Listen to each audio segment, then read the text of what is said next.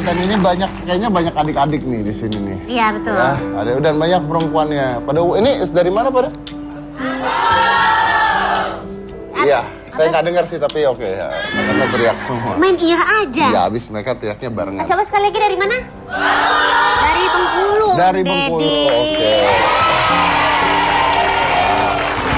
Karena di sini banyak adik-adik dan perempuan-perempuan, ada ibu-ibu juga, kayaknya tuh ada ibu-ibu nyempil satu di sana. Itu masih adik-adik, justru paling kecil. Itu paling kecil. Iya, paling muda. Iya sih, kelihatan dari bentukannya Bu, ya. Nah, dan banyak orang tua di sini. Kita mau bawain malam ini temanya sebenarnya sedikit tidak menyenangkan. Kenapa? Karena gimana sih orang tua harus menjadi orang tua dan gimana sih ketika orang tua harus menjaga anak-anaknya. Karena banyak kejadian-kejadian ketika orang tua ketika anak lepas dari pantauan orang tua. Dan kemarin itu baru saja meninggal 3 orang adik kecil meninggal ditemukan di sebuah mobil. Ditemukan di sebuah mobil tertutup dalam keadaan sudah melepuh.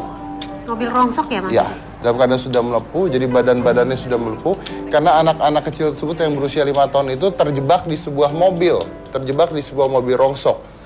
3 orang anak. Ya kita lihat dulu apa yang terjadi ya. Saya punya gambaran nih, silahkan coba.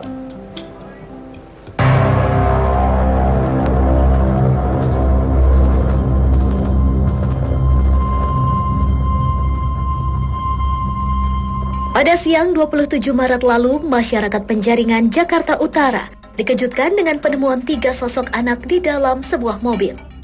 Ketiga anak itu, Fitri, Naipah, dan Hana, ditemukan sudah tidak bernyawa. Mobil yang mereka masuki memang sudah berupa barang rongsokan. Diduga ketiga bocah malang itu tak bisa membuka pintu dan jendela mobil dari dalam. Karena cuaca sedang terik, sangat boleh jadi mereka kehabisan oksigen dan mengalami dehidrasi. Sudah tentu hal ini harus menjadi pelajaran penting bagi orang tua. Boleh-boleh saja memberi kebebasan bermain bagi anak, namun tetap harus dalam pengawasan.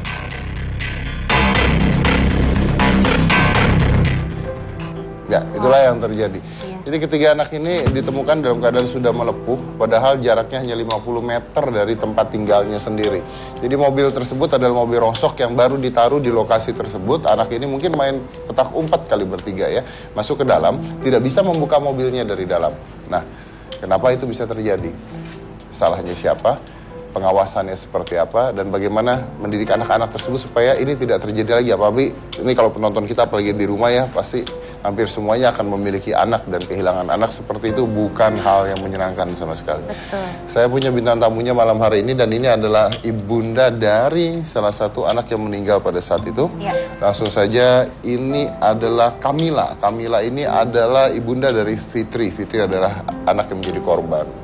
Kamila.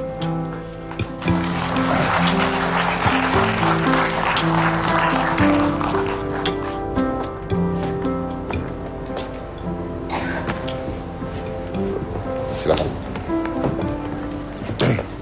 Boleh saya lihat, ibu tadi megang foto, boleh saya lihat? Kamila yang sorry. Fitri yang ini. Ini adalah foto Fitri Dan Naipa. Fitri ya. Iya, Fitri sama Naipa itu yang tragedi semua dua-duanya. Naipa juga. Iya, dua-duanya itu foto. Dalam Oke. foto itu. Ini adalah Fitri dan ini adalah Naipa. Mereka adalah korban kejadian tersebut pada hari itu ya. Iya. Ini anak keberapa, Bu? Anak kedua. Anak kedua. Nah, Itu ceritanya gimana, Bu? Bisa lepas dari ibu tuh gimana ceritanya? saya kan jualan. Jualan naskah pagi, biasa pagi. Ada tuh main di belakang saya tuh habis jualan tuh. Habis itu kan selesai jualan jam 8:30. Habis 8:30 saya beres-beres ke rumah. Di rumah kan udah selesai.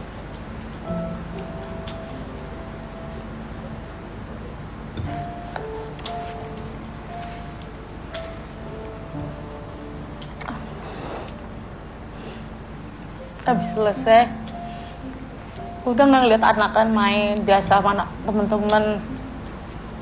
Terus jam 9:30 denger sama mbahnya lagi ngobrol apa tentang sama mbahnya. Udah pas itu kan saya ketiduran. habis ketiduran. Jam 10:30 saya bangun, nanya Mbak Fitri mana? Lagi main. Maaf, Mbak ini siapa ya? Siapa? Mbahnya. Mbahnya. Kan manggilnya Mbah. Main tuh pas saya udahlah baru sebentar paling main di sama temen-temennya. Pas itu saya masak di rumah, kan bapaknya kalau istirahat pulang. Habis masak, nanya lagi Mbak, Fitri udah pulang? Belum. Pas itu cari teman-temannya sampai jam lohor tuh habis ajan kali. Orang kan pas posyandu, ada posyandu kan masih ada bermain kata orang lihat mah lagi main koran. Ya biasanya orang mati-matian gitu ditutupin rapet, orang lihat anak-anak itu pada main koran kan, pas megang koran dapat nemu tuh, terus anak lagi main koran katanya di depan pintu ini tetangga. Habis itu saya ngelihat anakmu pas terakhir tuh sebelum kejadian mau tragis gitu lagi main koran mau meninggal mati-matian gitu. Pas itu kok mainnya begitu, dalam hati ngomong situ ya udahlah. Pas setelah itu jam 12 kan panas banget itu, panas, saya cari muter sampai kemana-mana nggak ketemu. Habis itu saya tanya teman satu persatu kan, biasanya kan main sama teman-teman si Neng, si Retno, semua kan yang dia kan senengnya mainnya sama yang dewasa, jarang sama si Naipa, sama si Ana.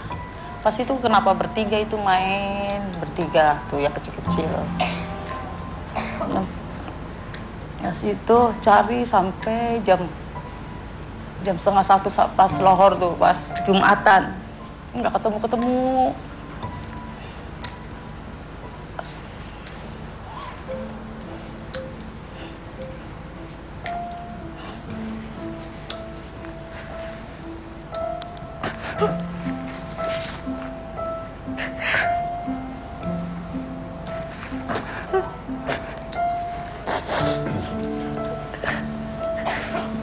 Ketiga anak yang meninggal itu namanya adalah Fitri, Naipah, dan Hana. Fitri berusia 5 tahun, Naipah berusia 5 tahun, dan Hana berusia 4 tahun. Mereka bertiga terjebak di dalam sebuah mobil Porsche yang dalam keadaan rongsok atau memang rusak yang tidak memiliki mesin, di mana di atas mobil tersebut memang sedang dijemur sebuah kasur di atas mobil tersebut. Entah bagaimana ketiga anak tersebut masuk ke dalam mobil tersebut dan tidak bisa keluar karena memang mobil tersebut dalam keadaan rusak dan tidak bisa dibuka dari dalam.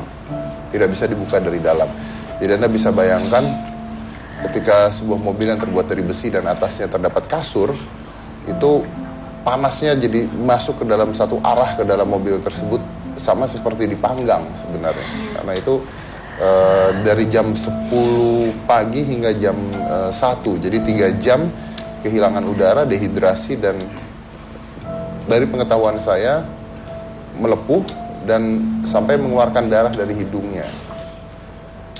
Itu yang terjadi pada ketiga anak tersebut, dan ibu adalah orang yang pertama kali menemukan.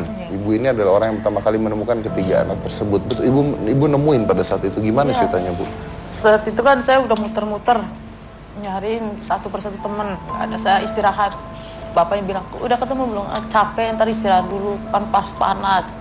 Pas itu nyari lagi ke kolong, biasa kan mainnya ke kolong lagi sampai ujung nggak ketemu lagi. Balik lagi kan saya bolak-balik ke kolong itu. Habis itu saya duduk nanya sama neneknya Naipa, Mbak Sum, anak udah pada pulang belum? Belum, ntar juga pulang sendiri katanya kan. Habis pulang sendiri, kok nggak dicari-cari sih? Ntar juga pulang sendiri, kalau nggak ketemu juga ntar laporin polisi aja gitu, mbahnya Mbak Sinaipa. Terus saya bilang, kalau lapor polisi mah 24 jam, ini kan belum ada 24 jam. Saya cari lagi, ketawa kan sampai ketawa neneknya. Maksudnya diumpetin ya anaknya. Enggak, demi Allah nggak diumpetin. Kok ketawa mulu gitu kan, nggak tahu mau terjadi begitu. Pas itu saya nyari lagi, udah. Yang ketawa mulu tuh siapa? Hah? Yang tertawa siapa? Mbahnya. Mbahnya. Yang ketawa tuh Mbah Naipa. Kalau saya nggak ngumpetin kok, ntar juga pulang. Terus saya udah gimana sih? Udah perasaan juga udah nggak enak. Pas itu saya nyari lagi, udah nyari panas banget. Duduk sebentar. Kaki itu pengen langkah ke mobil itu, padahal mobil itu udah saya lewatin. Ya, itu kan kaca, nggak kelihatan sama sekali. Gelap. Maksudnya kaca-kaca yang rada gelap. Kaca film. Ada kaca filmnya berarti. Iya, Ya? kan nggak kelihatan pas itu saya menuju ke mobil. Padahal mobil itu udah lewatin dari tadi tuh 2 kali, tapi nggak anak di situ. Pas itu saya pas pakai di ini giniin kan ya. Pas itu anak kirain saya tidur, saya perhatiin, kok hidungnya keluar darah, langsung teriak, Fitri, sambil buka pintu, itu pintu nggak bisa dibuka sama sekali. Fitri sampai gimana sih, terus pas gobrek-gobrek nggak ketemu, nggak kebuka satunya, langsung kebuka. Langsung saya angkat, udah kaku. Saya minta tolong, nggak ada yang di situ, sepi banget di situ. Habis itu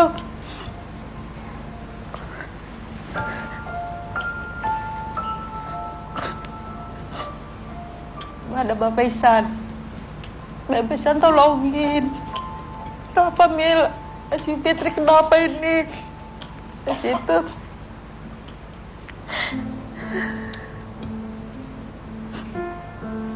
bawa aku puskesmas, UGD katanya. Yuk bawa aku di UGD. Langsung datang ke UGD, langsung di oksigen. Di situ kata bidannya anak ibu udah nggak ada. Langsung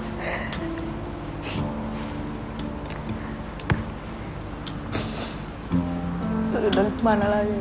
Terus itu ada polisi langsung datang ke UGD, katanya suruh di otopsi.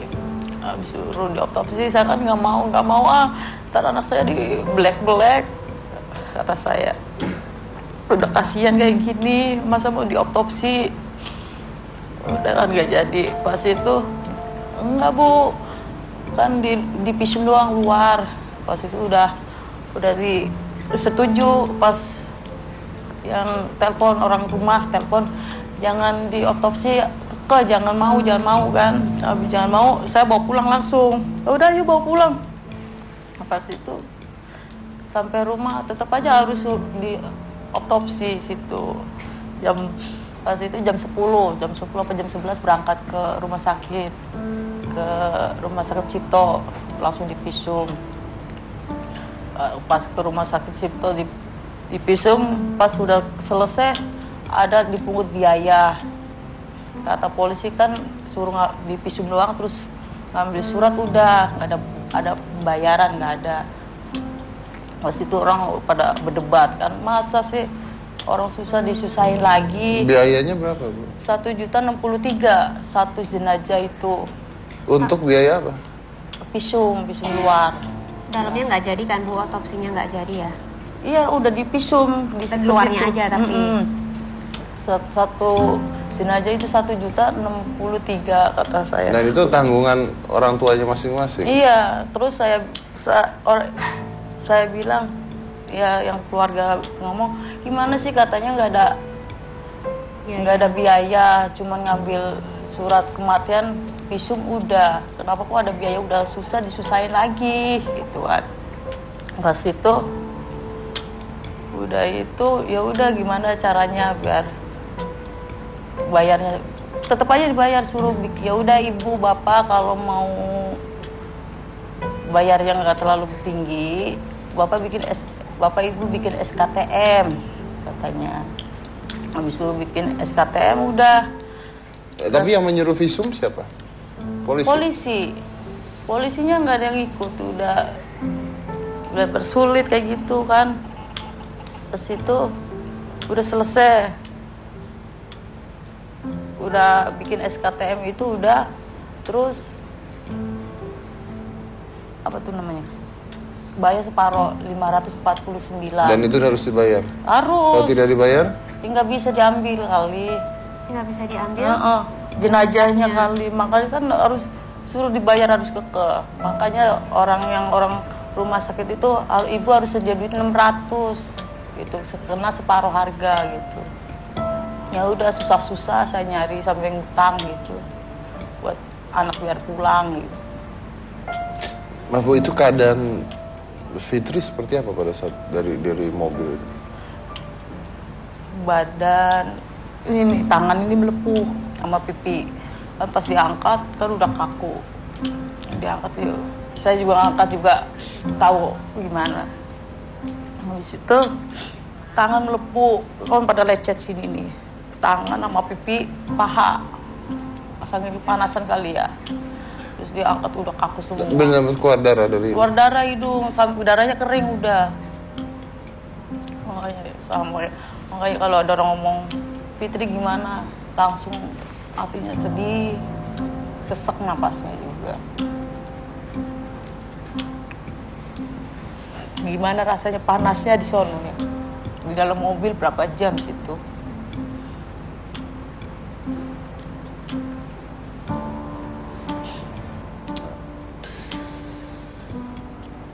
Ya memang dalam keadaan seperti itu pasti ya Anda bayangkan, makanya meninggalkan dalam keadaan mobil menyala saja tuh sebenarnya tidak boleh kan. Iya.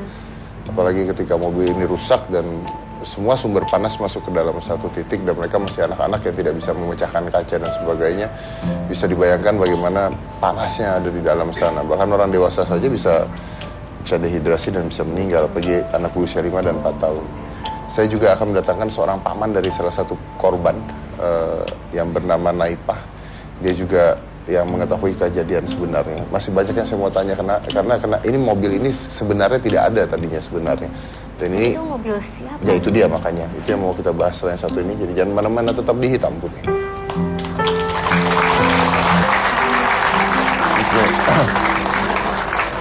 Baik, saya ulang sedikit. Ibu Kamila ini adalah ibunda dari Fitri, Iya.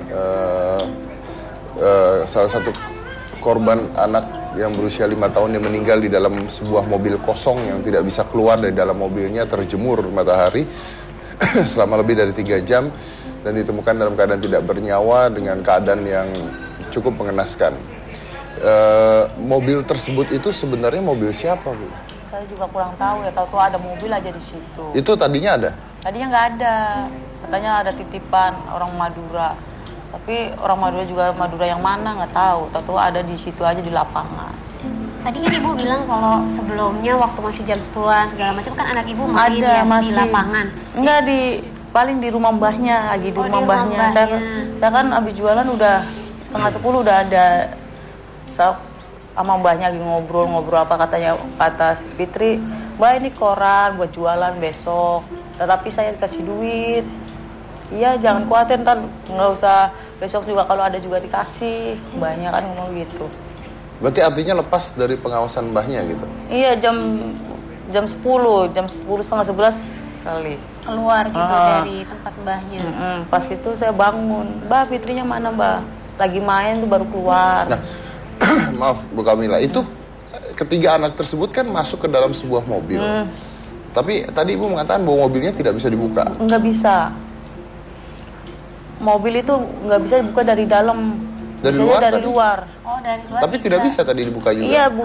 Yang kiri nggak bisa, kanan bisa. Dari dalam tidak bisa dibuka nggak bisa. memang? Sama sekali polisi datang di kejadian itu Jadi nyobain, nggak sudah bisa. dilihat sama polisi keadaannya. Oke, dan pada saat anak-anak ini masuk ke dalam mobil, apa tidak ada satu orang pun yang lihat? Ya orang sepi di situ, sepi. Itu apa sih, tempat apa sih Bu? Ya namanya nggak ada tempat main, jadinya main ya mobil futsal di situ, main lapangan biasanya di situ. Habis itu pas ada mobil kali main di situ. Biasanya juga di situ. Cuman kan ya. Tapi memang nggak ada orang, jarang ada orang di sana. Nggak ada. Orang mbahnya juga nggak tahu mbahnya Naipah. Oke. Nah, Fitri ini anak kedua dari Dua bersaudara. berarti paling kecil ya? Iya, 5 tahun setengah. 5 tahun setengah, oke. Nah di situ nggak banyak anak kecil lain selain Nggak mereka? ada, biasanya kan teman-temannya yang udah 7 tahun, 8 tahun itu pada sekolah. Pas itu Naipah Hana itu belum sekolah, masih main-main. Nah, Fitri memang biasa selalu main seperti Main itu. terus ntar pulang minum. Kalau nggak sama mbahnya sama mamanya, mama minum, bagi duit dong, pulang-pulang gitu. Tapi emang biasa sebelum ada mobil itu emang biasa main Biasa di main daerah situ, daerah situ. Fitri ini anak seperti apa sih, Bu? Anaknya ceria, terus banyak ngomong, makanya bikin kelihatan gitu mata bisa ngomongnya bawel gitu. Anak kan segitu kan masih bawel-bawel yang ngomong. Terus waktu itu terakhir minta kado ulang tahun, dan temennya ulang tahun besok hari Sabtu, jadi kan Jumat. Mama beli kado, ntar Neng kalau bapaknya libur. Enggak, sekarang aja ayo. Ntar bapaknya kan belum libur, ntar kalau beli sama siapa, pakai motor. Enggak, jalan kaki aja yuk gitu. Gimana mau nggak sedih?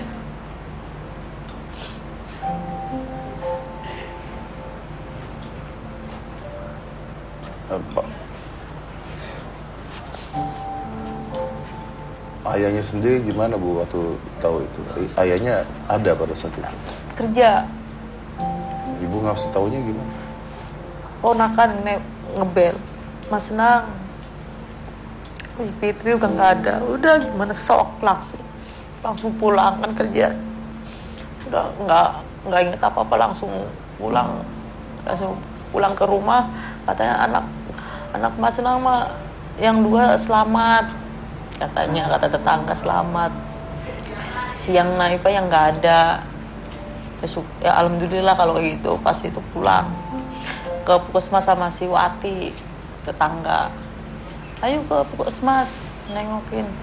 Pas ke situ udah pada nggak ada, emang udah meninggal situ. Terus? Ya udah gimana lagi, udah diambil yang kuasa. Ayahnya marah? Enggak, ayahnya udah sabar lah. Ayah juga tegar, udah jangan ditangisin, kasihan.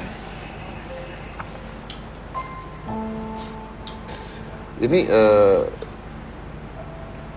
Fitri sendiri tapi nggak pernah cerita tentang ada mobil, mau main ke dalam mobil, atau ini baru pertama kalinya Fitri masuk ke situ?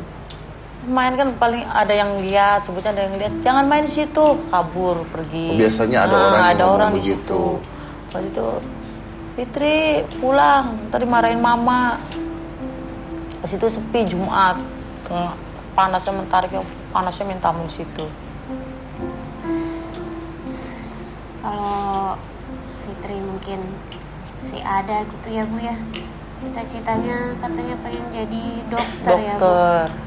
Mama kan beli mainan, sebetulnya mama beli dokteran. Sebetulnya kalau mama lagi tidur, dadanya dipakai yang ini, yang di kuping tuh. Udah gitu.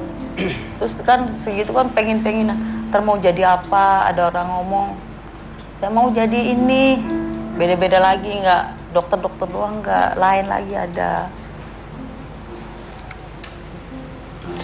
Artinya Ibu pada saat melihat Fitri awalnya tidak percaya Fitri udah tidak ada? Nggak percaya. Soalnya langsung saya angkat, saya tiup-tiupin bumbunan tuh. Pertama dari mobil teriak, Masum, Fitri ini kenapa ini Fitri? Pas itu nggak ada orang sama sekali di situ. Kejadian itu nggak ada. Pas itu ada yang depan warung tuh, si Bapak Isan. Mir, kamu kok teriak-teriak kenapa?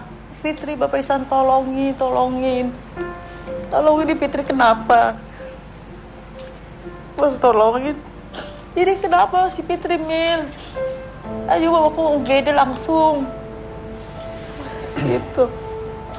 Saya dengar Ibu katanya masih mimpi-mimpi ya waktu tentang Fitri. Betul, Bu?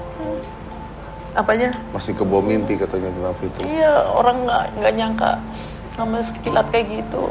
Mimpi aja kayak semacam mimpi pergi, ntar datang lagi kayak. Kalau ada keajaiban, dia hidup kembali gimana gitu.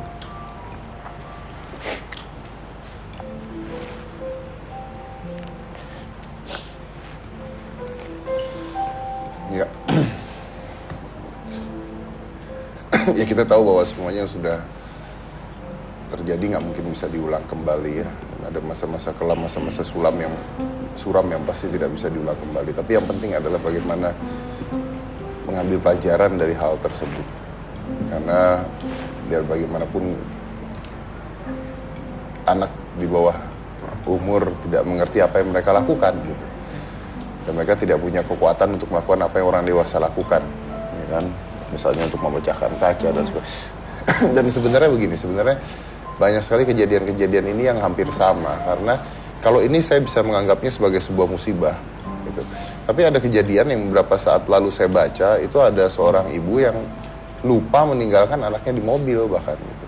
Karena ada ibunya mau belanja, anaknya lupa di mobil dan meninggal karena kepanasan. Kejadian lagi kemarin itu di daerah rumah saya, ini beneran di daerah rumah saya. Nah ini lebih lucu lagi.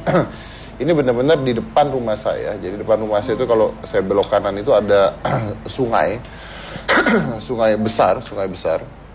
Di depannya restoran gitu, restoran ayam fried chicken gitu. Itu waktu saya jalan ke hanggar itu ada mobil, ini mobil mewah loh ya, mobil mewah, dia mobil mewah. Itu mobil itu masuk ke dalam sungai. Dalam keadaan mobil masuk ke dalam sungai. Pertanyaannya adalah, coba saya tanya, berapa kali kejadian? Saya lihat 2 kali. Saya melihat 2 mobil yang berbeda selama saya tinggal di daerah rumah saya. 2 mobil berbeda, dua-duanya di dalam sungai. Masuk ke dalam sungai. Gimana ceritanya? Gimana ceritanya? Alasannya sederhana. Jadi itu adalah tanjakan sebenarnya. Di restoran itu ada tanjakan. Sungainya ada di sini nih tanjakan. Jadi kalau saya mau pergi itu saya harus mutar begini. Nah, ibunya beli makanan, anaknya tinggal di mobil. Jalan sendiri. AC dinyalain dan sebagainya dinyalain. Ya, rem tangan diturunin sama si anak. Oh, mainan ceritanya mungkin. Betul. Ya. Karena mobil mewah itu sekarang, ini mobil mewah itu sekarang rem tangan itu bukan ditarik crack begini. Kalau ditarik crack begini tuh nuruninnya anak kecil susah. Tapi ada mobil mewah itu yang rem tangannya itu cuma pencetan. Oh iya. Dipencet dia ngelok, dipencet dia ngebuka begitu. Ini dipencet sama dia, mundurlah itu masuk mobil. Anda bayangin kalau untungnya selamat pada saat itu. Yang satu saya nggak tahu, tapi yang satu selamat. Jadi diambil mobilnya dari sungai, anaknya masih dalam karena tidak deras sungainya. Yang pertama saya nggak tahu apa meninggal apa tidak. Tapi bayangin kalau dia jalan dan di situ ada truk yang lewat, kejadiannya seperti apa?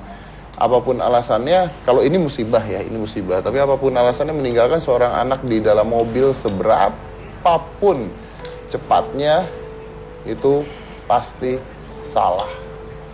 Itu pasti salah. Itu sudah pasti tidak boleh dilakukan. Apalagi kalau ditaruh di atas kap mobil kali ya. Waduh.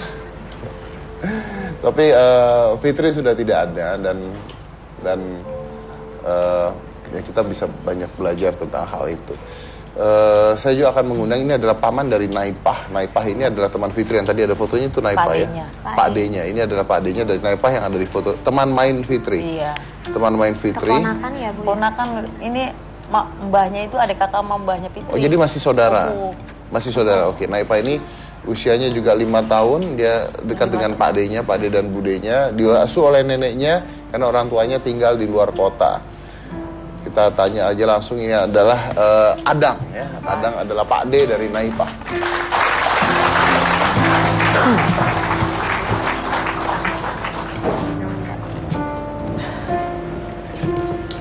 Silakan Mas Adang. Oke.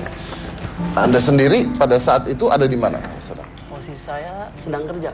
Oh, sedang kerja? Iya, Pak. Berarti Anda tidak menemukan jenazah pada saat itu? Saat itu kurang lebih mungkin 5 menitan lah. Kan adeknya kandung saya datang ke tempat saya kerja. Lalu? Ya dengan menjerit, saya kaget, saya tanya ada apa. Tanya, Mas, Naipah. Naipah, kenapa Naipah? Tanya.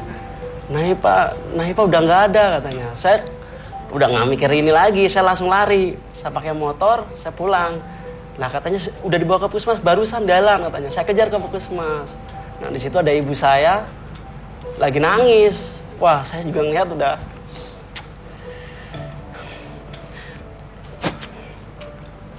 Katanya Anda sayang banget, bener?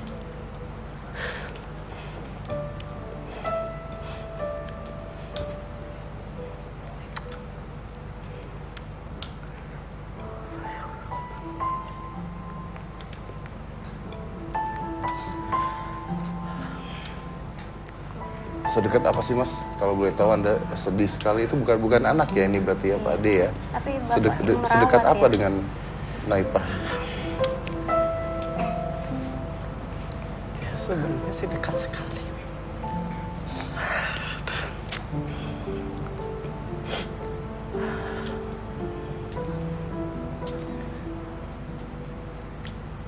Dia dekat sekali, jadi setiap kalau pulang atau habis gajian gitu, dia pasti bilang, Pak De, bagi uang.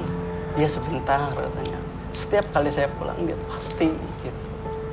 Jadi terus ketika malam terakhir itu juga, ya nggak nyangka sih, biasanya dia nggak pamit, nggak apa kalau pergi.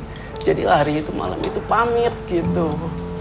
Malam itu nggak tahu kenapa dia pamitnya saya pikir kan orang saya nggak punya firasat apa dia nggak biasa pamit gitu. Terus di sorenya harinya itu dia minta naik motor muter-muter sama istri saya, terus dimuter-muterin sama anak saya naik motor gitu. Nah, dia bilang istri sama saya, Kak apa, panggil saya kan Kak gitu, Kak apa, Naipah kok nggak temen-temenan minta naik motor muter-muter gitu. Ah biasa anak kecil juga mintanya begitu kali. Saya juga enggak nge. Terus kedua kalinya yaitu ketika ada pasar malam, yaitu dia pamit pas ketika saya mau pulang dia pamit. Pamit gitu. gimana? Pak De mau pulang ya, ya udah Naip, hati-hati ya Pak De. Terus Naipah juga ini dia pamit sama saya bilang seperti itu. Gitu. Ya sangat sedih.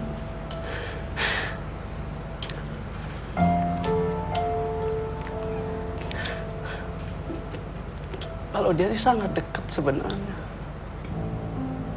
Makanya hari-harinya kalau ketika hari Sabtu nggak ada yang minta uang gitu. Nggak ada yang dipinta gitu. Kayak apa gitu, kayaknya ada yang kurang gitu Pak. Bapak sempat lihat keadaan Naipah? Saya yang bawa sampai gendong sampai rumah, saya yang bawa. Keadaannya gimana Pak? Kok gue tahu? Ya ketika saya lihat di puskesmas sih udah berdarah, sudah digerumut semut gitu Pak. Diapain? Iya dari mata sampai hidung. Semut? Iya. Itu karena di mobil itu Fitri juga begitu Bu? Kalau Fitri nggak ada semutnya. Kalau Fitri kan keadaannya di atas jok. Kalau si Naipah kan di bawah. Cuman kepalanya aja di atas jok gitu, berdua sama si Fitri.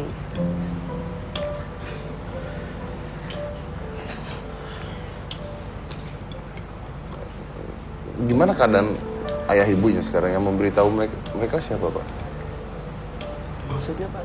Ayah ibunya Sekarang ada di Jawa, di kampung. Sudah tahu? Sudah tahu. Langsung datang ke tempat. Iya Bapak. langsung datang. Jadi begitu tahu begitu ya kumpul di rumah di puskesmas itu.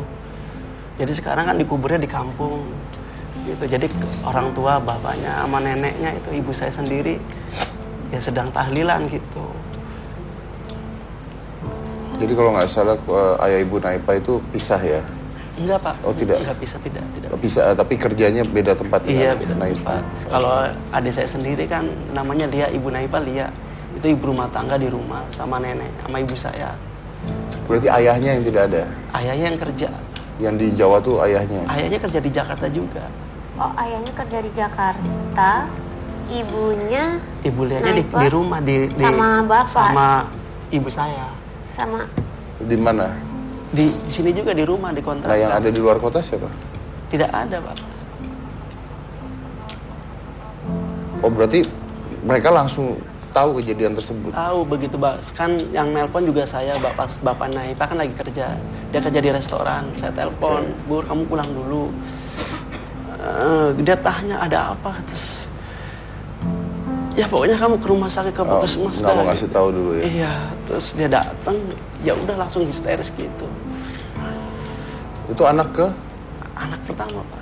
Dari 2 bersaudara. Dari 2 bersaudara. Iya, Naipah itu anak pertama. Maaf saya tanya, kalau dari keluarga Naipah keberatan untuk diotopsi tidak? Sebenarnya sih nggak diotopsi Pak, visum luar. Di visum, Iya, tapi visum keberatan luar. tidak awal? Ya tidak sih, demi kebaikan kan kalau prosesnya udah di tangan polisi kan harus ada surat kematian juga. Dan disuruh bayar juga. Nah ini yang jadi pertanyaan juga gini, ketika kami ngurus di Polres untuk surat kematian kan visumnya di Cipto, katanya kan nggak bayar gitu. Ketika sampai sana begitu jenazah dinaikin ke atas, nah kami dipanggil, Bapak ini ada biaya visumnya 1.063.000 Pak. Sedangkan saya sewa mobil ambulan itu sendiri saya bukan dari mobil dari Cipto. Kalau yang 2 ini mobil dari Cipto karena mungkin saya kan udah mau saya bawa pulang ke kampung gitu.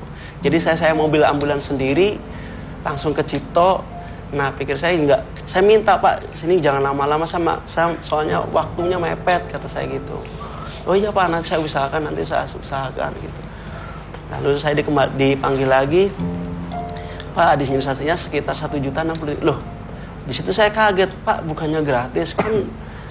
Waktu saya di Polres itu katanya semuanya udah tanpa bayar katanya gitu. Kok sekarang ya itu kan udah prosedur rumah sakit katanya gitu. Oh gitu ya Pak. Ya udah sekarang saya maunya gini aja Pak. Hari ini juga saya mau ponakan saya keluar secepatnya. Saya bayar kata saya, nggak apa-apa katanya. Akhirnya begitu saya bayar langsung dikeluarkan Pak. Tapi awalnya tidak dibilang oleh kepolisian tidak bayar gitu. Ya kurang tahu saya cuma dengarnya katanya tidak bayar seperti itu. Yang bilang tidak bayar siapa? Waktu di polisi itu, dari ambulan itu udah gratis dari Ciptonya itu ntar nih dijemput, kita tidak bayar gitu. Hanya bilang seperti itu. Oke. Dikubur dimakamkan di kampung itu di mana? Di kampung halaman, di Bumiayu, Desa Negarayu. Gak maksud saya di daerah siapa? Di kampung mama saya. Oh, oke. Berarti orang tuanya tapi tetap di Jakarta. Tetap ya? di Jakarta. Orang tuanya masih di sana, masih di kampung. Orang tua Naipa masih di kampung. Kan ngikut ngubur di sana, kan dikubur di kampung. Oh, sekarang ada di kampung. Iya, ada di kampung. Karena lagi ini masih tahlilan masih ya, tahlilan. tapi sebenarnya tinggalnya di sini. Tinggalnya di Jakarta. Oke. Nah, kalau Naipa sendiri anak seperti apa?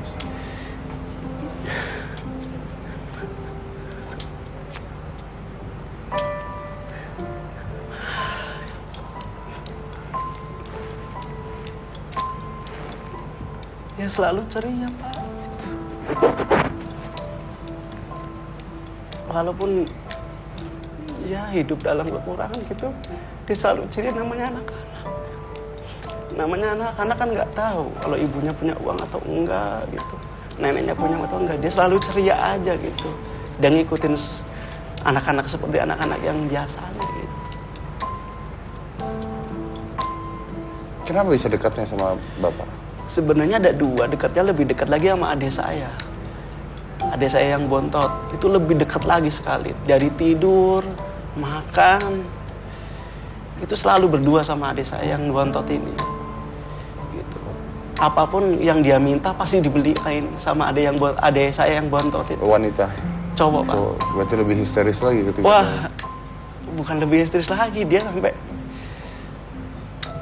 gimana ya, yang nggak bisa ngomong saya juga Pak.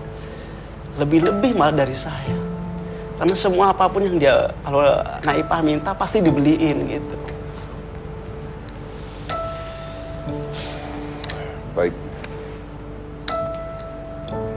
Itulah kejadian yang sudah terjadi. Tapi seperti saya katakan tadi bahwa ini adalah sebuah musibah ya, sebuah musibah. Tapi sebenarnya apa sih yang harus diperhatikan oleh orang tua terhadap keamanan anaknya? Karena pasti anak kecil, seperti tadi juga anak kecil tidak mengerti apapun gitu. Ketika orang tuanya ada uang nggak tahu, tidak ada uang tidak tahu. Begitu juga dengan bahaya tidak tahu, tidak bahaya tidak tahu. Kita akan membahas itu setelah yang satu ini. Kita juga memanggil ahlinya untuk membahas. Dan kita punya tips-tips untuk Anda orang tua yang biasanya tidak pernah Anda tahu atau Anda pedulikan, tapi sebenarnya bisa mengundang bahaya yang luar biasa. Setelah yang satu ini, jangan mana-mana, tetap di Hitam Putih.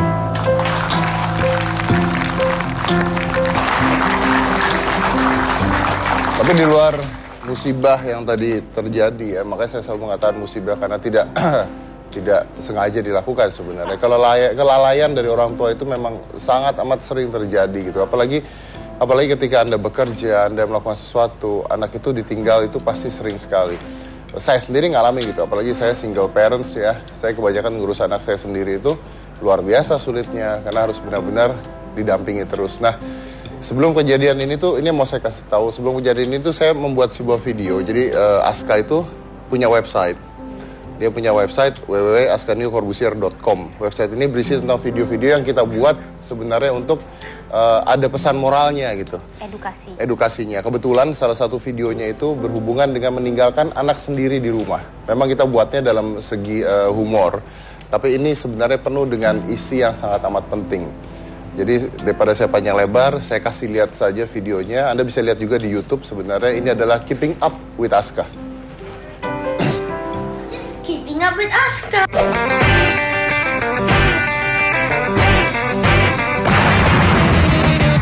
Hari ini Aska akan bicara tentang jangan tinggalin anak kalian di rumah sendirian.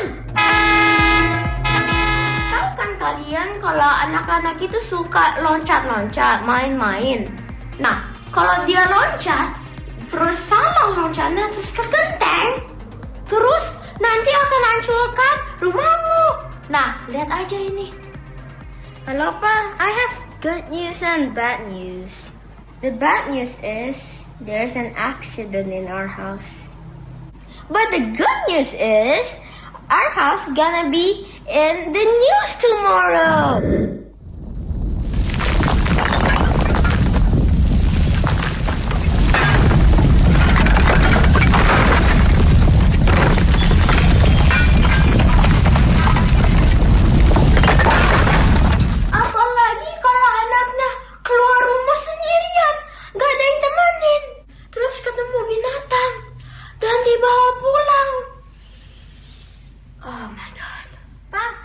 Ketemu binatang di jalanan. Aska piara ya? Boleh kan? Boleh? Bisa ya? Boleh? Kan? Ya?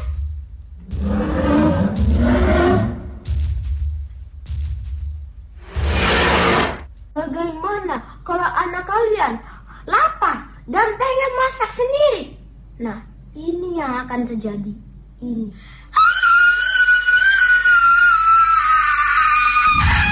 Terus bayangin kalau ada temennya di rumah.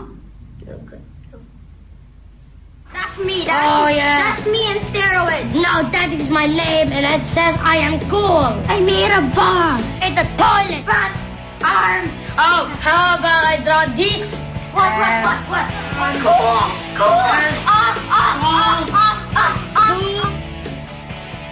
Aska, I'm home. Oh yes. Oh, fun. Hey, what are you doing? Whose idea is that? Ide siapa itu?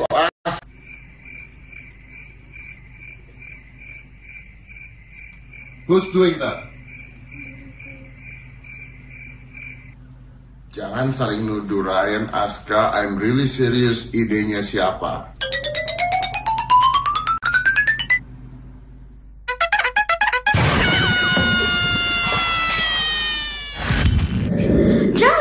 Kalau kalian awal, jangan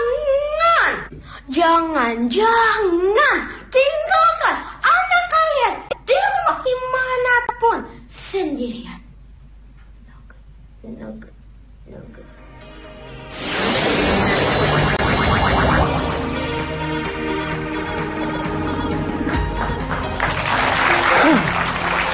Dan itu kebetulan pada saat itu ada tulisan ini, dan ini yang mau saya bahas pada malam hari ini. Pertama adalah cars or trucks are not toys or hiding spot. Jadi kita harus memberitahukan pada anak kita bahwa mobil atau apapun itu bukan tempat untuk ngumpet.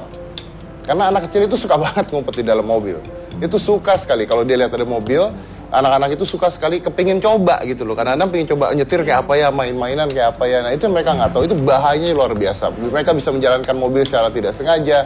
Mereka bisa tertutup dan kepanasan, itu bisa sekali. Yang kedua juga, jangan membiarkan anak Anda itu bermain dengan gigi ya. Jadi kadang-kadang tuh suka orang tua iseng Coba pindahin. Nah itu ngajarin, akhirnya anak itu juga akan mengajarin hal tersebut. Yang ketiga yang paling ingat adalah menyimpan kunci mobil itu di tempat yang anak Anda tidak tahu, atau disimpan di tempat yang anak Anda tidak bisa ngambil. Karena mereka selalu lihat ketika Anda naik mobil, mereka selalu lihat bahwa Anda memasukkan kunci mobil dan memutar kunci mobilnya. Dan Anda harus mengingatkan pada anak Anda, apapun yang jadi kamu nggak boleh melakukan ini. Bahayanya seperti apa? Kita terangkan. Jadi kadang-kadang ada orang mengatakan, wah ini jangan ngasih lihat anak-anak grafik-grafik yang kotor. Maksudnya grafik kotor, ada kematian, ada tabrakan. Jangan, anak-anak jangan dimasukkan seperti itu. Nanti pikirannya jadi kesian, jadi kebawa-bawa yang aneh. No. Ajarin tentang hal kehidupan, ajarin tentang hal kematian. Walaupun anak Anda berusia 5, 6, 7 tahun, 8 tahun, ajarkan tentang kematian. Ajarkan tentang kecelakaan. Biarkan mereka tahu. Nih, ada kasus seperti ini, ada kejadian seperti ini, ajarkan mereka. Karena mereka bisa mengerti. Kalau kita menutupi hal tersebut, akhirnya anak-anak tidak akan mengerti.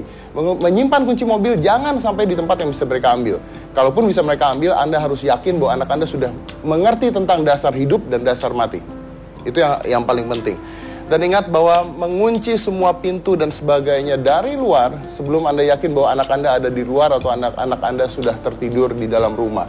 Dan jangan meninggalkan anak Anda dalam alasan apapun di dalam mobil sendirian, walaupun dalam keadaan mobil Anda nyala. Ingat bahwa dalam keadaan mobil Anda nyala bukan berarti anak Anda tidak akan kepanasan. Karena ketika mobil Anda berhenti dan nyala, kadar AC atau air conditioner yang keluar itu bukan selalu oksigen, tapi kadang-kadang apabila terjadi sedikit kerusakan, maka ada karbon dioksida yang keluar dari air conditioner, dan itu bisa menyebabkan kematian anak di dalam mobil. Itu bukan 1-2 tapi ribuan yang sudah terjadi di mana-mana.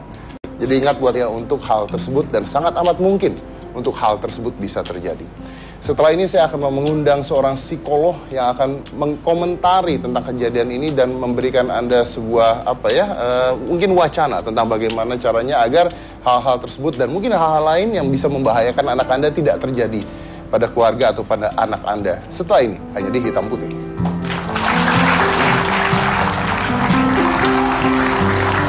Saya udah ada Elizabeth Santosa ya. So dia ini adalah psikolog anak. Cantik ya? Jadi mau bahas tentang anaknya apa cantiknya nih? Kan saya juga dari psikologi kan. Oh iya, soalnya Mas Dadi nggak cantik ya. Jadi kok tiba-tiba ada yang cantik gitu ya. Anda kan belum lihat saya malam-malam kalau lagi nongkrong di jalanan. Oke. Elisa, jadi ini kita membahas tentang kejadian anak yang 3 orang anak yang meninggal dalam mobil sebenarnya. Tapi tadi saya udah bahas banyak bahwa itu musibah karena sebenarnya mobil itu tadinya tidak ada, terus dititipkan ke neneknya. Ya begitulah panjang. Tapi sebenarnya bukan itu yang mau saya bahas. Sebenarnya yang saya bahas adalah dulu itu pernah ada sebuah video yang dilakukan di luar. Itu ada orang yang memberikan permen. Jadi ini dari satu lembaga, orang itu memberikan permen lollipop ke anak kecil. Ke anak kecil. Setelah itu anak kecilnya pasti ke orang tuanya kan. Dan di permen itu ada tulisan. Tulisannya seperti ini. Kalau saya mau, saya bisa culik anak Anda. Tulisannya seperti itu. Dan itu dibagikan ke 100 anak. Dan itu bisa dibagikan kenapa? Karena itu lembaga, sebenarnya lembaga anak, maksudnya untuk mengingatkan orang tuanya. Itu artinya si anak itu bisa dapatkan permen karena dia lepas pengawasan dari orang tuanya sendiri. Ya. Nah, gimana sebenarnya? You have kids? Ya, 3. Oke, nggak jadi kalau gitu. Maksudnya gimana caranya supaya Anda kerja, Anda sibuk, tapi anak ini tetap bisa di bawah pengawasan. Oke, baik. Kita kan tahu bahwa sekarang suami istri ikut sama-sama kerja. Saya pun bekerja. Jadi saya paham sekali tidak bisa selalu all the time 24 jam bersama anak. Tapi kita harus punya sistem di rumah. Artinya sistem manajemen yang baik. Terus juga harus ada pendidikan. Pendidikan misalnya gini. Pendidikan seksual sudah dimulai dari sejak dini. Saya selalu ingatkan kalau misalnya ketemu anak, lagi ada anak di rumah pagi-pagi, sebelum kita kerja, orang tua bisa ingatkan kepada anak, jangan bicara dengan orang asing. Siapapun itu, yang memberi apapun itu tidak. Karena hal itu kan sudah diulang berkali-kali, sudah masuk ke dalam pikiran, bahkan bawah sadar mereka. Betul. Gue agak grogi gue ngomong bawah alam sadar. Jadi intinya harus ada sistemnya. Itu sama Gina seperti Aska itu setiap kali pulang sekolah itu ada password. Jadi kalau yang jemput orang lain harus tahu passwordnya dia untuk jemput. Itu bener Supaya lagi. nggak salah orang Supaya yang nggak jemput salah. ya. Dan itu saya lakukan. Satu saat anak saya lupa passwordnya, saya nggak jemput, biarin aja di sekolah. Ya? Sampai besok dia. Terus, gitu? siapa tahu dia bukan anak saya. Oh iya bener, iya bener juga sih. Aduh Aska nggak pengen ganti papa apa ya? Ganti papa mah enggak lah, tapi butuh ibu. Butuh ibu. Kode banget. Oh, iya. Nah, tapi kan kadang-kadang orang tua juga sibuk sekali dan menitipkan anaknya pada misalnya babysitter. Iya, Dan benar. banyak kejadian babysitter yang akhirnya Iya. mencelakakan si anak. Nah, itu gimana kan? Karena biasanya kita melihat babysitter ini pokoknya juga kadang-kadang kita nggak bisa salahin, itu namanya memang musibah. Tapi kita bisa preventif. Artinya apa? Babysitter ini kan kerja. Kita pertama kali rekrut dia, ya kita bisa lihatlah ini kira-kira orangnya seperti apa. Lalu juga babysitter itu bukan cuma pembantu yang jagain anak kita, tapi mereka adalah bagian dari keluarga juga.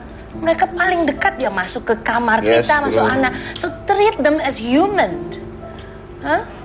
Ya enggak, saya yakin majikannya kalau bisa ngatur rumah dengan baik, Ya. nggak membuka peluang juga buat Untuk babysitter juga melakukan hal-hal yang tersebut. Karena kadang-kadang juga penggunaan babysitter tuh saya suka sekali melihat ya, ada misalnya lagi makan di restoran gitu mewah gitu ya. Ada mereka makan, babysitternya disuruh nunggu di luar. Iya. Tidak diperlakukan seperti keluarga Iya. gitu Yes. contohnya. Dan kadang-kadang itu juga berbahaya gitu Yep. karena itu berbahaya gitu dan gimana ya? Makanya saya pernah ngomong gini. Mungkin saya salah tapi ini hanya perumpamaan. Anda kalau punya jam 100 juta, harganya 100 juta. Jangan 100 juta deh, kita anggap 200 juta. Oh, mahal ya, jam 200 juta. Anda berani nggak titipin ke pembantu Anda? Enggak. Enggak. kalau saya ya. Nah, saya juga berani. Saya pernah nitipin uang puluhan juta ke pembantu saya. Tapi saya suka nanya sama orang, kalau Anda punya jam 200 juta, Anda berani nggak nitipin ke pembantu? Enggak. Kenapa nitipin anak ke pembantu berani? Padahal nilai anak lebih tinggi ya. Yes. Berarti anaknya di bawah 200 juta. Nah, tapi itu akan dijawab lagi ya. Tapi kan saya kerja, tapi itu banyak alasan. Saya tidak membenarkan saya. Ingat, saya tidak mengatakan saya benar, tapi itu adalah analogi. Ya. Itu adalah sebuah analogi dan tidak ada hubungannya dengan bapak ibu ini karena ini total musibah. Tapi mungkin ini buat yang lain sebenarnya, Jadi yang lain. kalau buat kayak saya yang belum nikah, calon punya anak misalnya, pasti Anda- kita calon punya anak, amin. Berarti kan Udah nggak usah harus susah. belajar. Anda anggap anak saya anak kamu nggak apa-apa kok. Ya. Kalau sama Aska itu lebih cocok hubungan kakak sama adik ya, karena beda umur tipis. Kakak sama adik. Siapa tipis beda umur? Sama Aska, aku beda tipis sama Aska umurnya. Oh. Aku kan masih kecil banget, masih Iya. teenager gitu loh. Tapi saya suka yang kecil-kecil kok. Lagi deh tuh kan. Coba aku mau tanya nih, sebenarnya kalau ngebiarin anak mau main dilepas gitu kan boleh ya, nggak perlu yang selalu dikekang gitu. This is tough. Ibu bapak, saya mau bicara dari hati tapi tolong jangan diambil hati kalau memang tidak berkenan begitu ya. Well, pada kenyataannya saya melihat bahwa perlu sekali dimonitor. Ya. Iya, selain pendidikan tadi ya. Kalau selama ibu bapak ada di rumah, apalagi anak-anak di bawah usia prasekolah, which is 0 sampai 5 tahun gitu, ada bagusnya Anda selalu monitor kemana mereka. Kalaupun ada di dalam lingkungan, yang bisa masuk dalam jangkauan That's mata the point. Anda. Dilepas bukan berarti tidak terlihat. Yes. Tetap harus You kelihatan. know, terlihat. Ya, kalau di jalan raya jangan sendirian. Begitu. Kalaupun Anda bekerja, selalu ada cara ya Mas Dedi ya. Misalnya, jangan sendirian jalan. Kenal orang tua yang sama-sama sekolah, yang kalau pulang ke rumah berdua, jangan sendirian. Kan bisa diatur kalau kita bekerja, Bapak bekerja. Ya. Kalau kita harus keluar, kita nih kerja gimana? Susah. Tanya, ada enggak tetangga yang bisa bantu menjaga juga? Ada orang dewasa di situ yang bisa membantu. Jadi ada banyak cara sih menurut saya. Sebenarnya banyak cara, memang banyak sekali cara dan pasti adalah kadang-kadang kita itu terlalu mempercayakan anak kita pada orang yang baru kita kenal sebenarnya. yang sudah kita kenal lama saja bisa teledor gitu kan, apalagi yang baru kita kenal. Tapi sebenarnya tadi benar katanya Elisa Panggil Lizzie. Oh, panggil Lizzie. Udah dekat sekali. Apa? Kamu kenapa sih macam-macam? Nggak apa-apa, ya kayak sambil menyelam minum air gitu. Nanya tapi modus juga gitu kayaknya ya. Saya kalau nyelam bukan minum air doang, Minum ikan apa? gua ambil dong. Tapi intinya kan begitu, bahwa yang menjaga anak itu sebenarnya susah-susah gampang, susah-susah gampang, dan tidak setiap orang bisa menjadi orang tua sebenarnya. Itu tanggung jawabnya besar banget loh, tanggung jawabnya besar banget. Kalau kayak gini ya, jangankan punya anak, miara guguk kayaknya hilang. Nggak boleh meng-underestimate. Oh, Siapa iya. tahu nanti aku bisa jadi orang tua yang baik. Iya. Tapi terima kasih banyak ya, terima kasih banyak udah hadir di sini, dan yang pasti seperti itu. Memang sulit, sangat sulit. Jaga anak itu sulitnya luar biasa. Apalagi saya orang tua tunggal. Wah, percaya apa tidak ya? Saya menghabiskan waktu saya, pekerjaan saya hampir 80% itu untuk anak saya. Dari bangun sampai tidur lagi itu, apalagi sendirian gitu ya, ada yang nemenin soalnya. Itu benar-benar untuk anak saya gitu, benar-benar untuk anak saya. Dan kadang-kadang kita harus menghilangkan kita punya egoisme ya. Kita punya ego itu harus kita hilangkan, benar-benar hilang, bahwa ya karena kalau bukan Anda siapa lagi yang peduli gitu. Ego benar-benar harus dihilangkan. Terima kasih sudah di sini, Bapak Ibu, kita turut berduka cita atas musibah yang terjadi pastinya. Kami tidak menyalahkan, kata-kata ini tidak ada hubungannya dengan Anda, sekali lagi bahwa ini hanya untuk masyarakat yang di rumah, karena tadi benar-benar musibah. Tadi Ibu juga udah mengatakan bahwa itu padahal mak eyangnya yang udah, mbahnya itu udah lama sekali. Cuman ini mobil juga baru ada tiba-tiba di situ. Itu musibah yang tidak bisa kita atur ya, tapi mudah-mudahan bisa memberikan pelajaran buat penonton-penonton yang lain.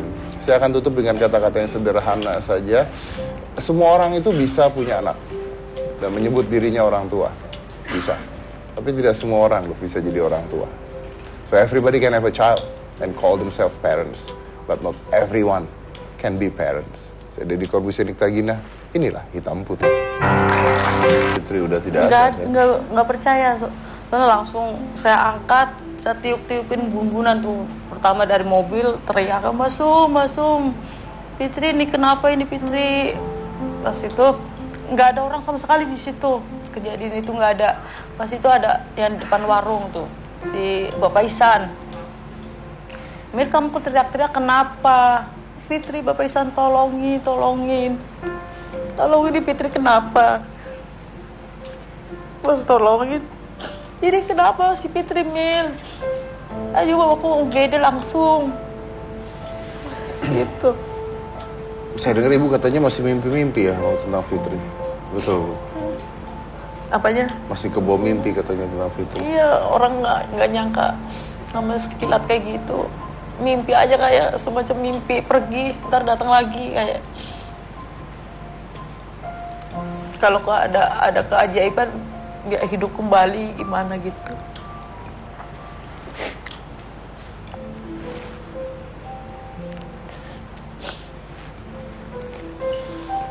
Ya. Ya kita tahu bahwa semuanya sudah terjadi, nggak mungkin bisa diulang kembali ya. Ada masa-masa kelam, masa-masa suram yang pasti tidak bisa diulang kembali. Tapi yang penting adalah bagaimana mengambil pelajaran dari hal tersebut. Pas itu saya nyari lagi, udah nyari panas banget. Duduk sebentar, kaki itu pengen langkah ke mobil itu. Padahal mobil itu udah saya lewatin. Ya itu kan kaca, nggak kelihatan sama sekali. Gelap, maksudnya kaca-kaca yang rada gelap. Kaca film. Ada kaca filmnya berarti. Iya, Ya? kan nggak kelihatan. Pas itu saya menuju ke mobil. Padahal mobil itu udah lewatin dari tadi tuh 2 kali. Tapi nggak anak di situ. Pas itu saya pas pakai di ini giniin kan ya. Pas itu anak kirain saya tidur. Saya perhatiin, kok hidungnya keluar darah, langsung teriak, Fitri, sambil buka pintu, itu pintu nggak bisa dibuka sama sekali. Fitri sampai gimana sih? Terus pas gobrek-gobrek nggak ketemu, nggak kebuka satunya, langsung kebuka. Langsung saya angkat, udah kaku. Saya minta tolong, nggak ada yang di situ, sepi banget di situ. Habis itu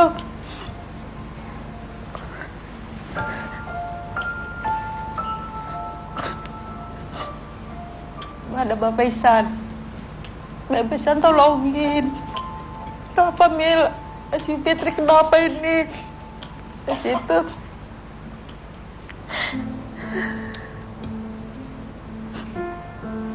bawa aku puskesmas. Bisa membahayakan anak Anda tidak terjadi pada keluarga atau pada anak Anda. Setelah ini, hanya di Hitam Putih.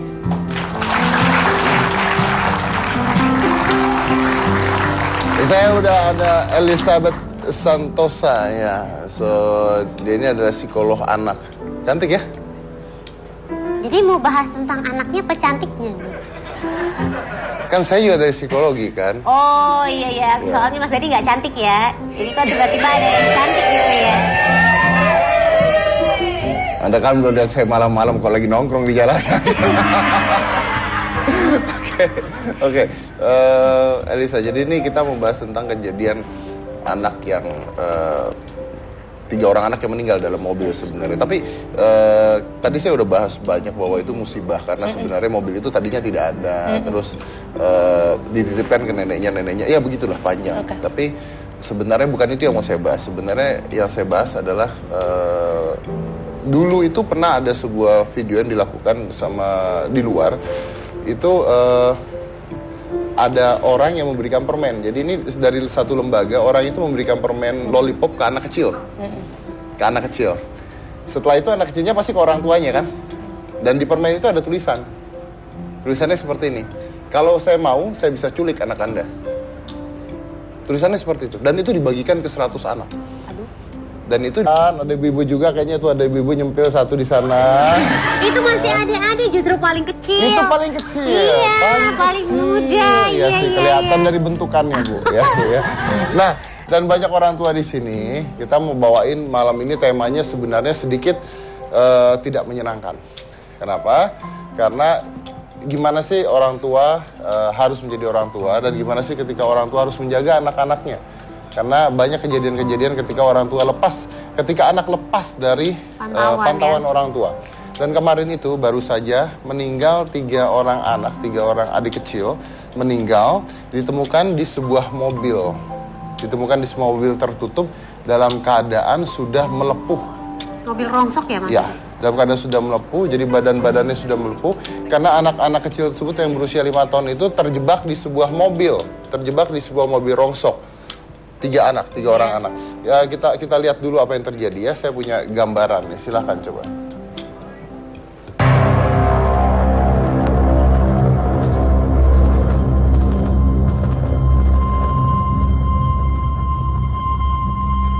Pada siang 27 Maret lalu, masyarakat Penjaringan, Jakarta Utara dikejutkan dengan penemuan 3 sosok anak di dalam sebuah mobil.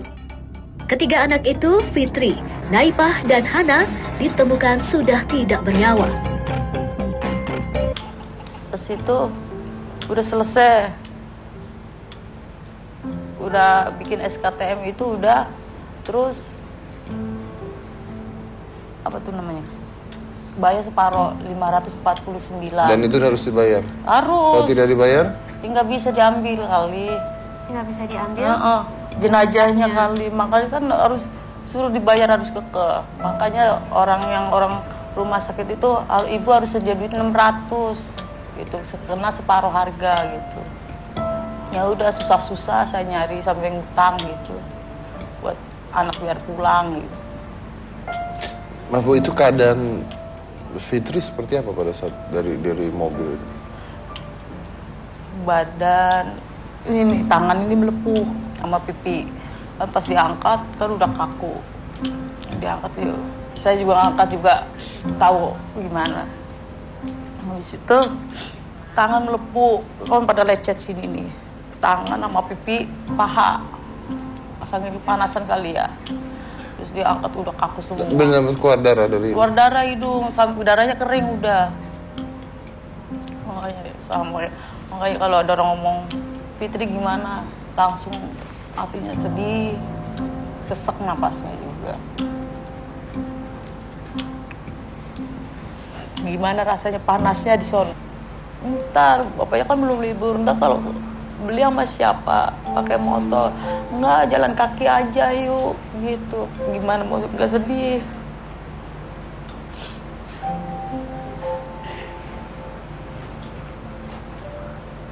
Apa? Ayahnya sendiri gimana Bu waktu tahu itu? Ayahnya ada pada saat itu? Kerja. Ibu ngasih taunya gimana?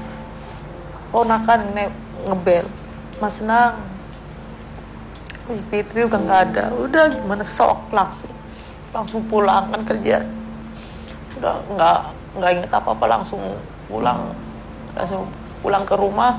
Katanya anak Mas Senang mah yang 2 selamat, kata tetangga selamat, siang Naipa yang nggak ada. Ya alhamdulillah kalau gitu. Pas itu pulang ke puskesmas sama si Wati, tetangga, ayo ke puskesmas nengokin. Pas ke situ udah pada nggak ada, emang udah meninggal situ. Terus? Ya udah gimana lagi, udah diambil yang kuasa. Ayahnya marah? Enggak, ayahnya udah sabar lah, ayah juga tegar, udah jangan ditangisin, kasihan. Ini yang jadi pertanyaan juga gini, ketika kami ngurus di Polres untuk suatu kematian kan visumnya dicipto, katanya kan nggak bayar gitu. Ketika sampai sana, begitu jenazah dinaikin ke atas, nah kami dipanggil, Bapak ini ada biaya visumnya 1.063.000 Pak. Sedangkan saya sewa mobil ambulan itu sendiri saya bukan dari mobil dari Cipto. Kalau yang 2 ini mobil dari Cipto, karena mungkin saya kan udah mau saya bawa pulang ke kampung gitu. Jadi saya mobil ambulan sendiri langsung ke Cipto. Nah pikir saya minta Pak sini jangan lama-lama sama saya, soalnya waktunya mepet, kata saya gitu. Oh iya Pak, nanti saya usahakan gitu. Lalu saya dipanggil lagi, Pak administrasinya sekitar 1.060.000. Loh, di situ saya kaget, Pak bukannya gratis kan? Waktu saya di Polres itu katanya semuanya udah tanpa bayar katanya gitu. Kok sekarang ya itu kan udah prosedur rumah sakit katanya gitu. Oh gitu ya Pak. Ya udah sekarang saya maunya gini aja Pak. Hari ini juga saya mau ponakan saya keluar secepatnya. Saya bayar kata saya, nggak apa-apa katanya.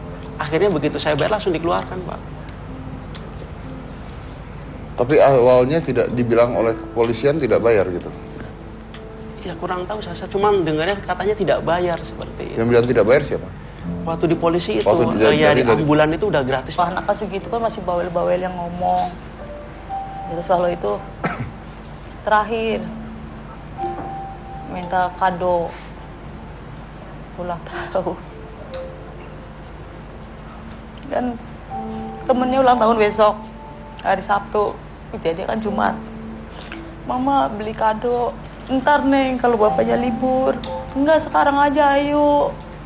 Ntar bapaknya kan belum libur, ntar kalau beli sama siapa, pakai motor, enggak jalan kaki aja yuk gitu. Gimana mau nggak sedih?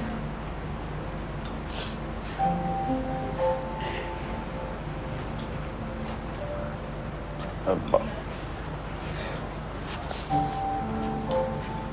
Ayahnya sendiri gimana Bu waktu tahu itu? Ayahnya ada pada saat itu? Kerja. Ibu ngasih taunya gimana?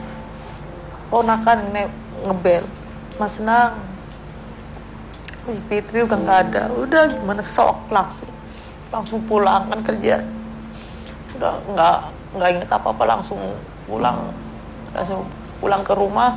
Katanya anak Mas Senang mah yang 2 selamat, kata tetangga selamat, siang Naipa yang nggak ada. Ya alhamdulillah kalau gitu. Pas itu pulang ke puskesmas sama si Wati, tetangga, Bilang istri sama saya, Kak apa? Panggil saya kan Kak gitu, Kak apa? Naipa kok nggak temen-temenan minta naik motor muter-muter gitu. Ah biasa anak kecil juga mintanya begitu kali. Saya juga nggak nge. Terus kedua kalinya ya itu ketika ada pasar malam, dia pamit pas ketika saya mau pulang dia pamit. Pamit gitu. gimana? Pak De mau pulang ya, ya udah naik, hati-hati ya Pak De. Terus Naipa juga ini, dia pamit sama saya bilang seperti itu. Gitu. Ya sangat sedih.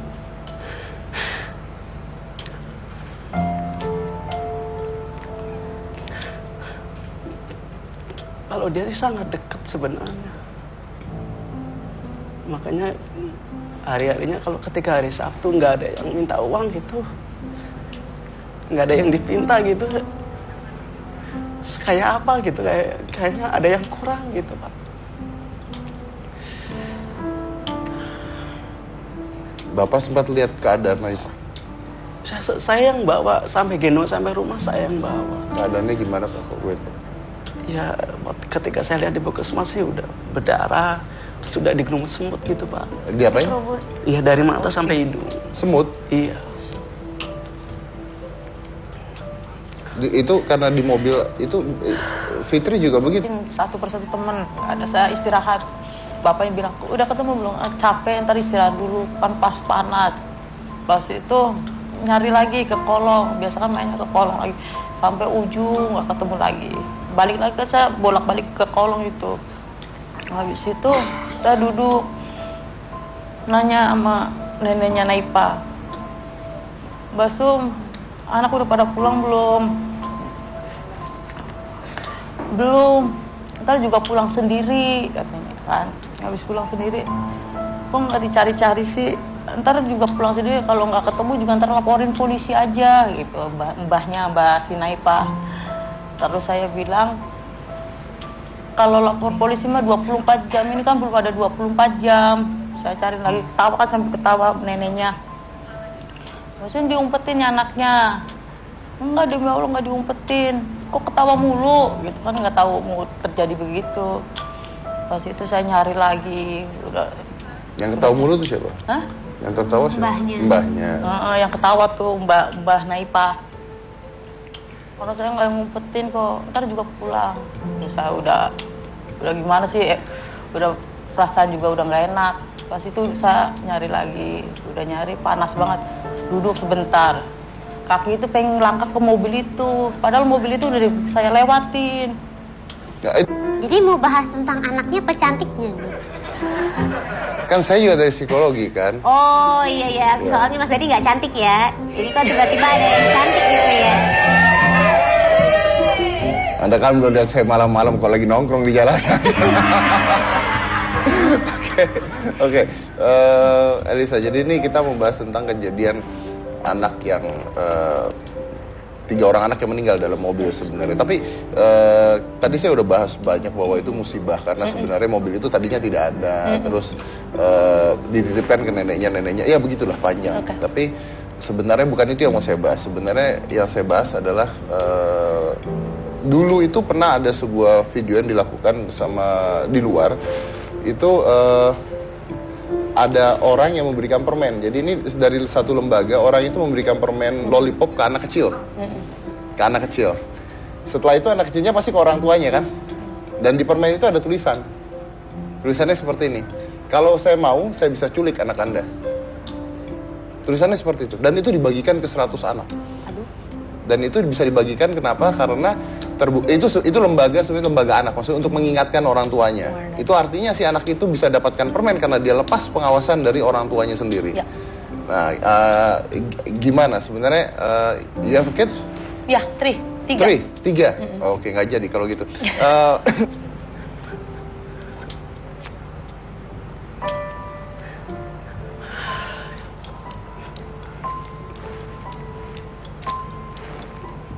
Ya selalu ceria Pak. Walaupun ya hidup dalam kekurangan gitu, dia selalu ceria. Namanya anak-anak. Namanya anak-anak kan nggak tahu kalau ibunya punya uang atau enggak gitu, neneknya punya uang atau enggak. Dia selalu ceria aja gitu, dan ngikutin anak-anak seperti anak-anak yang biasanya gitu. Kenapa bisa dekatnya sama Bapak?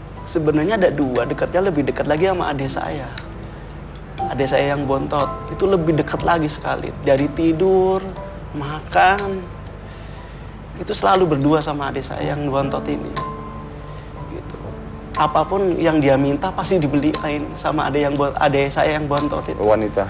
Cowok, Pak. Oh, berarti lebih histeris lagi ketika. Wah, bukan lebih histeris lagi, dia sampai gimana ya nggak bisa ngomong saya juga, Pak.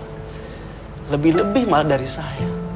Karena semua apapun yang dia, kalau Naipah minta pasti dibeliin gitu.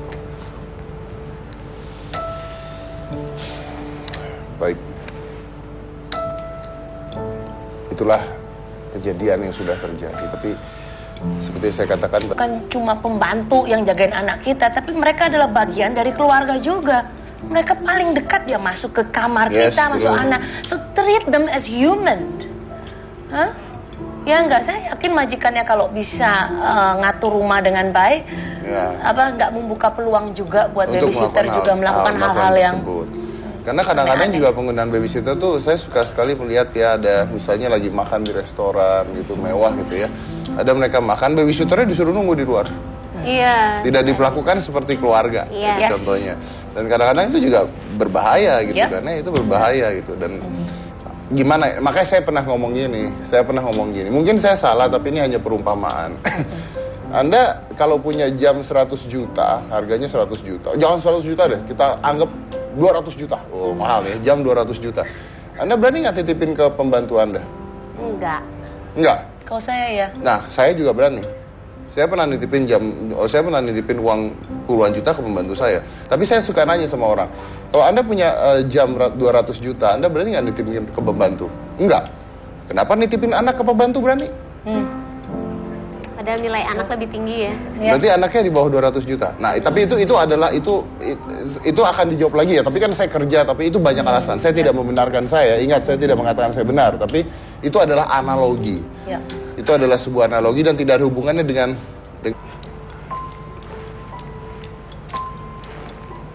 Ya selalu ceria, Pak.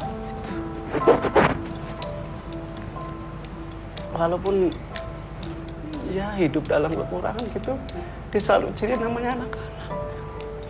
Namanya anak-anak kan nggak tahu kalau ibunya punya uang atau enggak gitu, neneknya punya uang atau enggak, dia selalu ceria aja gitu, dan ngikutin anak-anak seperti anak-anak yang biasanya gitu. Kenapa bisa dekatnya sama Bapak? Sebenarnya ada dua, dekatnya lebih dekat lagi sama adik saya. Adik saya yang bontot, itu lebih dekat lagi sekali. Dari tidur, makan, itu selalu berdua sama adik saya yang bontot ini. Gitu. Apapun yang dia minta pasti dibeliin sama adik saya yang bontot itu. Wanita.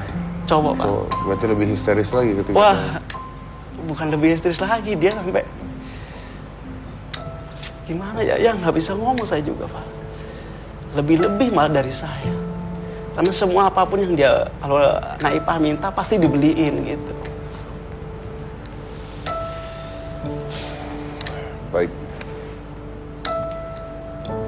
Itulah kejadian yang sudah terjadi. Tapi seperti saya katakan tadi bahwa ini adalah sebuah musibah ya, sebuah musibah. Tapi sebenarnya apa sih yang harus diperhatikan oleh orang tua terhadap keamanan anak? Ayahnya marah? Enggak, ayahnya udah sabar lah. Ayah juga tegar. Udah, jangan ditangisin, kasihan. Ini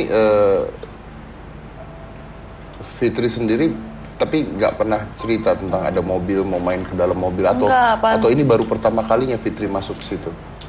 Main kan paling ada yang lihat, sebutnya ada yang lihat, jangan main di situ, kabur, pergi. Biasanya ada orang yang ada ngomong orang di begitu. situ. Pas itu, Fitri pulang, tadi marahin mama. Pas itu sepi Jumat, panasnya mentariknya, panasnya minta di situ. Kalau Fitri mungkin masih ada gitu ya Bu ya. Cita-citanya katanya pengen jadi dokter ya Bu. Dokter, mama kan beli mainan, sebetulnya mama beli dokter-dokteran. Sebetulnya kalau mama lagi tidur, dadanya dipakai yang ini, yang di kuping tuh. Udah gitu. Terus kan segitu kan pengen-pengen, ntar mau jadi apa, ada orang ngomong, saya mau jadi ini. Beda-beda lagi, nggak dokter-dokter doang, nggak lain lagi ada. Artinya ibu pada saat melihat Fitri awalnya tidak percaya Fitri udah tidak ada. Nggak percaya. Soalnya langsung saya angkat, saya tiup. Jangan kan punya anak, punya guguk kayaknya hilang. Nggak boleh meng-underestimate. Oh, Siapa iya, tahu iya. nanti aku bisa jadi orang tua yang baik. Iya, ya kan? iya.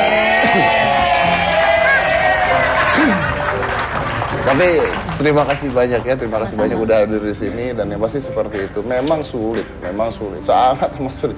Jaga anak itu sulitnya luar biasa. Apalagi saya orang tua tunggal. Wah, percaya apa tidak ya? Saya menghabiskan waktu saya, pekerjaan saya hampir 80% itu untuk anak saya. Gitu. Dari bangun sampai tidur lagi itu, apalagi sendirian gitu ya, ada yang nemenin soalnya.